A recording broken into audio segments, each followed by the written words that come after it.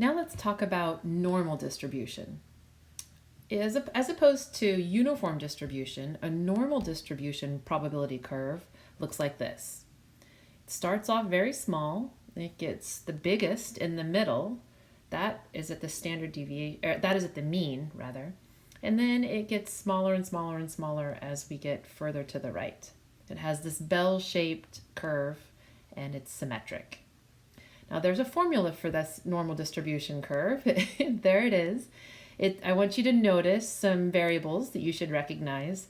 The y in this case is your probability, is your p of x. You should recognize mu for our mean and sigma for our standard deviation. And x is the random variable. We're not going to be using this formula quite a bit. Instead, what we're going to be using is a table that will give us the values from this probability curve that we need. Okay. Normal, uniform, or any continuous distribution. Whether you're looking at a normal distribution curve or a uniform distribution curve, there's a couple of requirements for these density curves. The total area under any of them has to be equal to 1. So like we said before, the area underneath that rectangular box for uniform distribution on the right has to be 1, and the area underneath the bell-shaped normal distribution on the left has to also be 1. And every point on your curve is above 0. So the origin, or the ordered pair 0, 0, is in the lower left-hand corner of each one of those graphs. Okay. When we do standard normal distribution, we have two conditions. We have the mean is equal to 0 and the standard deviation is equal to 1. So if we plug the mean equals 0 and the standard deviation equals 1 in that formula, then we have a simpler version of a still very ugly formula for our normal distribution curve. This table that you're looking at here is a version of the standard normal distribution table of z-scores. You have a link to it in our class, and you should definitely print this out and have it for your homework. Have it ready for your homework. And what this gives you is the black numbers that you see here are the probabilities or the areas underneath the curve. And the red numbers you see on the top, along the top row, and on those first columns on the left are the z values, or I guess also the along the x-axis. Now these are for your normal distribution, so this assumes that your mean is equal to 0. Your calculator, by the way, if you have a graphing calculator that does z-scores, it can give you all these values also. I can post some videos on how to use your graphing calculator to find the z-scores or to find the probabilities and go back and forth, but you don't have to. If you don't have one of those nice fancy calculators, you can use these tables. Okay. The standard normal distribution is a normal probability distribution where the mean is equal to 0 and the standard deviation is equal to 1. The total area under its density curve is 1. That's kind of a summary of what we were just talking about. Here's what I want you to remember. A z-score counts how many standard deviations your variable x is away from the mean. So we have this formula for a z-score that we used in the last chapter, that the z-score for a variable x is equal to x minus the mean, all divided by the standard deviation.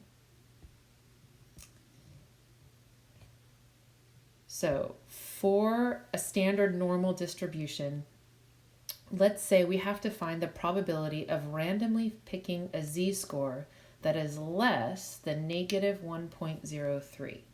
So here's what that'll look like. So there's our normal probability density curve. And if the mean is equal to 0 in the middle, then there is a z-score of negative 1.03. And if we want to find the probability of randomly picking a z-score less than that number, that would be this area to the left. So here's how we're going to find that probability. We're going to go to our table, and we're going to find the z values for negative 1.03. So on the left-hand side, I have the negative z-scores, and on the right-hand table, I have the positive z-scores. So I'm going to go down that first column on the left till I have negative 1.0 for the z-scores. I'll circle that. And then the second decimal place is a 3, so for negative 1.03, along the top, I'm going to find the 0.03. And those two end up at 0.1515. So our probability for negative 1.03 z-score must be 0.1515. So the probability of picking a z-score less than negative 1.03 is 0.1515. Let's do several different types of examples. Let's find the probability of picking a z-score that is less than 3.19. Okay, so if I were to graph this, there's our normal probability function. There's the z-score, assuming that the mean is 0, right in the middle. There's our z-score of 3.19. It's really, really far to the right. But when we're finding the z-score less, probability of picking z-scores less than 3.19, that's the probability of all of the stuff to the left of that number. So let's go back to our standard normal distribution table. And 3.19. So it's a positive z-score, so we're going to use the table on the right.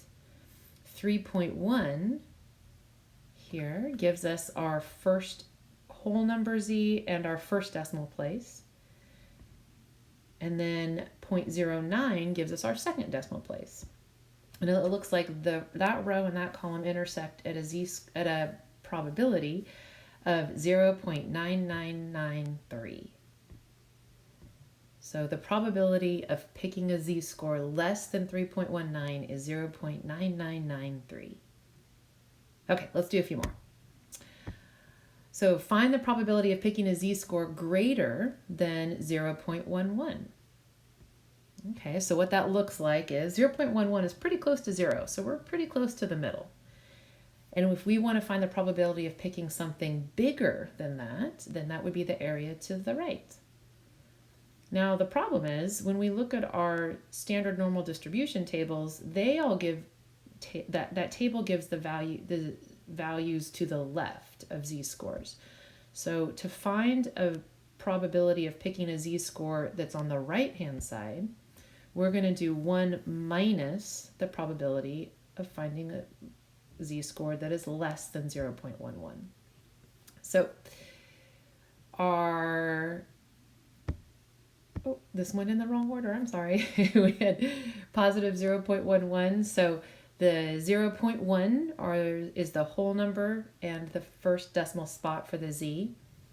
0.01 gives us a second decimal spot for the z, so that area to the left is 0.5438. But we want the area to the right. So 1 minus 0.5438 gives us 0.4562. Okay, let's find the probability or area of picking a z-score between negative 0.91 and positive 2.10. So I'm not going to run through finding the probabilities again, because I think you get the hang of that. Find the probabilities for each one of those, and we're going to subtract the probability for the area to the left of 2.10 and the probability of the area to the right of negative 1.91. So when we do that, you should get 0.9821 for the probability of the area to the left of 2.1 minus 0.1814 for the area to the right of negative 0.91. And when we do that, we have 0.8007. Okay, let's assume that this graph depicts the standard normal distribution. Find the z-score associated with the indicated probability to the left. Let's say that probability to the left is 0.401. So we'll open up our table. 0.401 is here in the middle of the left table. And it looks like if we go to the left side, that's in the row for negative 1.7 and 0.05 for the z. So negative 1.75 is our z value. Okay. Let's find the z-score associated with the probability to the right of this value. So let's see, if the probability is 0.4168, what's the z-score associated with that? Now remember, z-scores on that table always give us areas to the left. So we want to do 1 minus 0.4168 and find the z-score for 0.5832. When we do that, we get a z value of 0.21. There's a special notation for areas to the right that we use. If we put a little subscript on that, z sub alpha, that denotes that we're talking about a z-score with an area to the right. So if we want to talk about the z-scores associated with 0.4168 to the right of 0.41 the z-score associated with the area under the curve to the right of that z-score, we put z sub 0.4168 and get 0.21. Where we're going to be using this a lot for the rest of the semester is with a couple of very specific alphas. One that you're going to be doing a bunch is z sub 0.05, and that z-score is 1.645. So that means what is the area to the right of if the area under the curve to the right is 0.05, the associated z value is 1.645.